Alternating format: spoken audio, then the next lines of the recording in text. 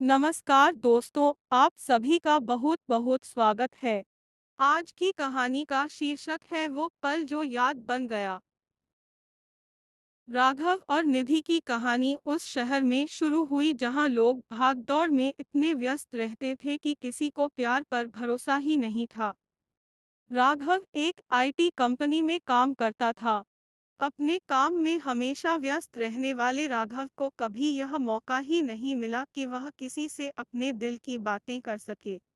उधर निधि एक एनजीओ में काम करती थी और समाज सेवा में अपना समय देती थी।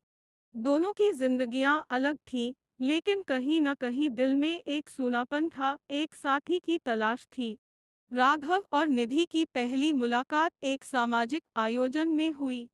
निधि अपनी टीम के साथ बच्चों के लिए एक कार्यक्रम आयोजित कर रही थी और राघव उस प्रोग्राम में अपने दोस्त के साथ आया हुआ था। वह बच्चों के चेहरे पर खुशियां देखकर भावुक हो गया। तभी उसकी नजर निधि पर पड़ी, जो बच्चों के साथ हंस हंस कर बातें कर रही थी। उसके चेहरे की मासूमियत और सादगी ने राघव का दिल जीत लिया। कार्यक्रम के अंत में राघव ने हिम्मत जुटाकर निधि से बात की, आप बच्चों के लिए इतनी मेहनत करती है, ये सच में काबिल तारीफ है। निधि मुस्कुराई और बोली, मुझे इनसे बेहद लगाव है। इनकी छोटी छोटी खुशियां ही मेरी जिंदगी का मकसद है। उस दिन के बाद से राघव का दिल निधि की ओर खींचने लगा। वो अक्सर उस एनजीओ में जाता और उसकी मदद करता, सिर्फ इस बहाने कि निधि के साथ कुछ वक्त बिता सके। निधि भी उसकी मदद से खुश रहती थी, लेकिन उसे इस बात का एहसास नहीं था कि राघव उससे प्यार करने लगा है। धीरे धीरे उनकी मुलाकातें बढ़ने लगी और वे अच्छे दोस्त बन गए। दोनों का साथ उन्हें खुद से भी ज्यादा भाने लगा। राघव ने कई बार निधि से अपने दिल की बात कहने की कोशिश की, लेकिन हर बार वह सोचता कि कहीं उसकी दोस्ती पर असर न पड़े। उधर निधि भी राघव के साथ वक्त बिताकर खुद को हल्का महसूस करती थी, लेकिन उसे भी इस बात का अंदाजा नहीं था कि यह हल्कापन असल में प्यार में तब्दील हो चुका है। एक दिन निधि ने राघव को बुलाकर कहा, मुझे कल दिल्ली जाना है, 1 महीने के लिए। यह सुनकर राघव को दिल में अजीब सा दर्द हुआ, लेकिन उसने अपने जज्बात छिपाते हुए कहा, ठीक है, तुम अपना ख्याल रखना। निधि जाने लगी तो उसने राघव को एक डायरी दी और कहा, इसमें मैंने अपने ख्याल लिखे हैं, हो सके तो इसे पढ़ना। राघव ने उसे अलविदा कहा, लेकिन मन ही मन बहुत बेचैन था। घर लौटने के बाद राघव ने वह डायरी पढ़ी।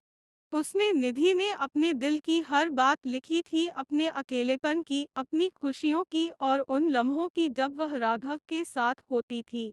आखिरी पन्ने पर लिखा था, राघव, मुझे नहीं पता कि तुम मेरे बारे में क्या सोचते हो, लेकिन मैं तुमसे प्यार करने लगी हूँ।